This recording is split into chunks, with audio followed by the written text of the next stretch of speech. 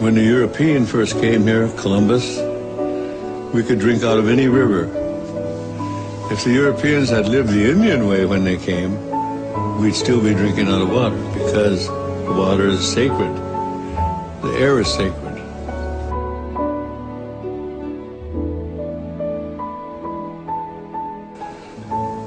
Our DNA is made of the same DNA as the tree.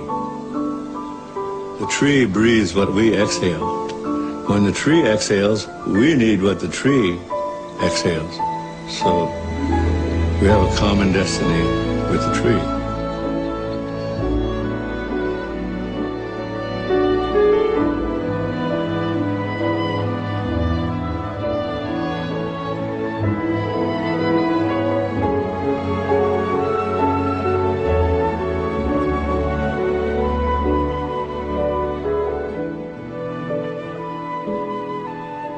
We are all from the earth.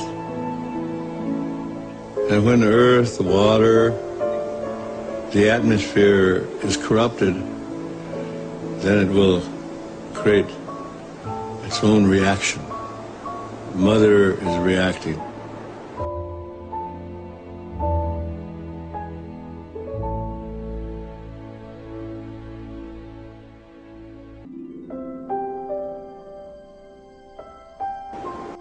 And the world has become, quote, a market. And it's this market that we have to deal with. And it's this idea of boundless and endless resources. And when you say resources, you're talking about our relatives, talking about our family. Fish are our family. It's not a resource, it's family. It requires all the respect.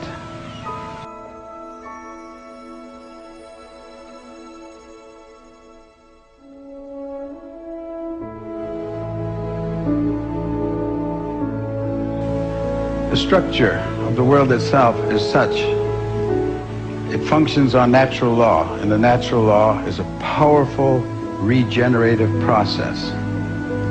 There's a process of regeneration that continues and grows and is endless. It's absolutely endless if everyone agrees to the law and follows the law. But if you challenge the law, and you think you're going to change the law,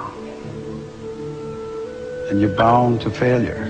And in that failure will be a lot of pain, because the natural law has no mercy.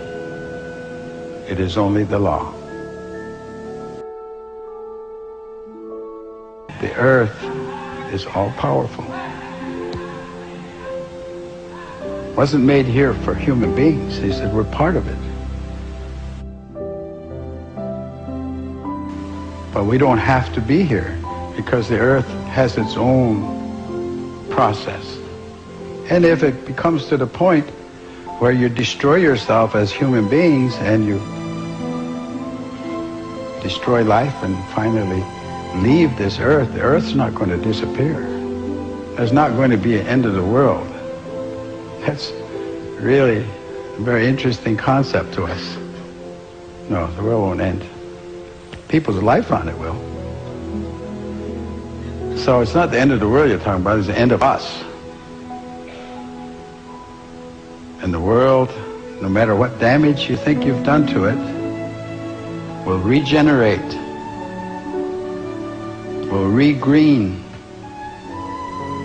will redo everything that was here at one time, except there won't be any people. Because it's got all the time in the world.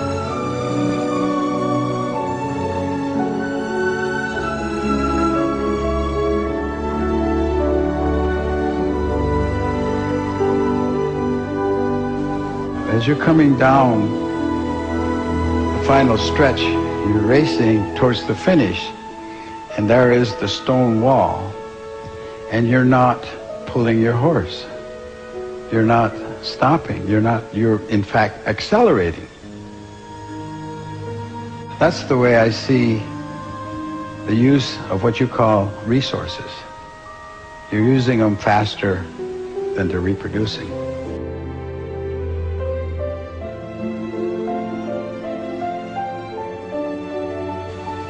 and you're headed towards that disaster, and none of you are pulling your horse.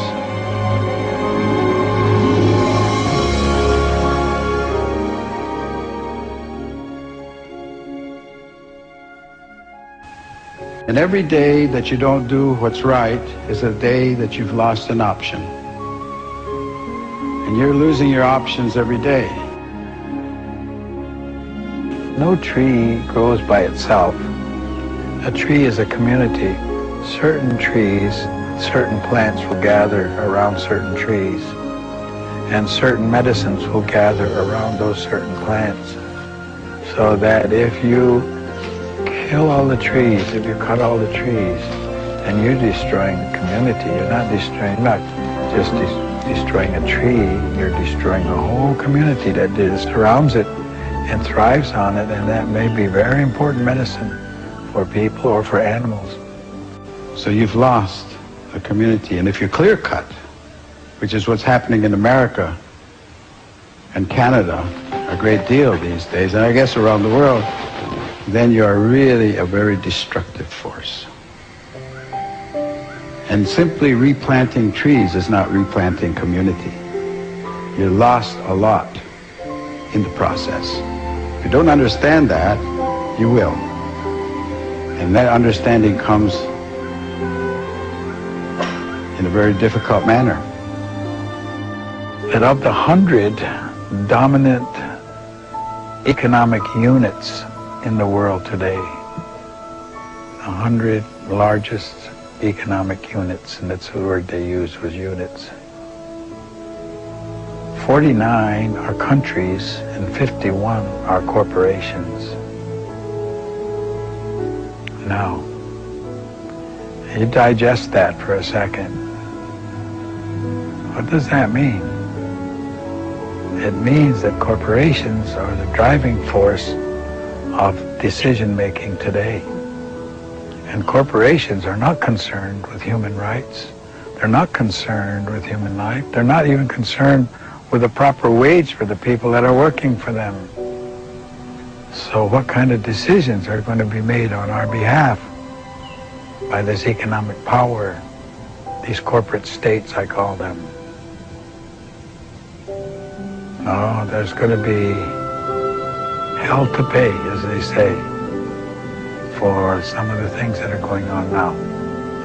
So I think that people have to become aware and become awake, and not, and power is always in the people's hands, authority. They need to come of one mind, and they need to challenge the values that are being shoved at them today, because this has become a consumer society. It's driven by economics, it's not driven by common sense. You know, it's not good sense to follow somebody just because. Why? You can't give me an answer why you follow him, but if you were going to do something like jumping off a cliff, would you follow him? Would you do that? Use your sense, use your common sense. Everybody should be their own leader. In other words, do your thinking for yourself. And we look about, for allies, we look about for friends, we look about for people who will understand and agree with those mandates of peace. That we are now placing in your hands all life. And it is your responsibility and it is your duty to look after all life. And so when he was speaking like that, he wasn't talking about our aunts and our uncles and our cousins and our fathers and our mothers. He was talking about all life. He was talking about the trees. He was talking about the fish, animals, everything that grows, everything with life. Because it is a family.